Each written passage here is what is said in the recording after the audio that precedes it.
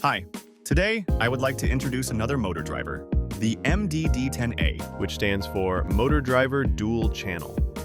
This motor driver can support two brush motors, each at 10 amp continuous. These are the motor terminal, motor 1B and motor 1A. At the center, you have two terminal, which is B+, B- for the battery, and over here you have another two terminal for motor 2A and 2B.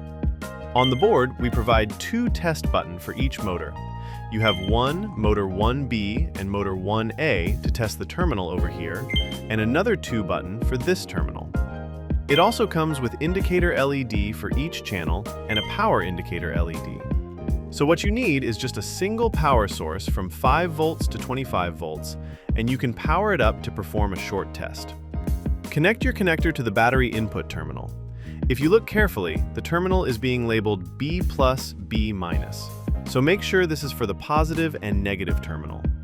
Once the connection is correct, you will notice that the power indicator LED will light up. And for the motor, I have a SPG motor, one of our own motor. Just connect to the motor terminal and test it by pressing the test button.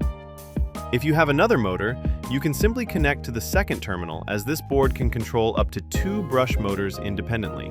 Besides the test button, you can also control the motor driver using digital signal from, let's say, a microcontroller. That's all for now, and thanks for watching.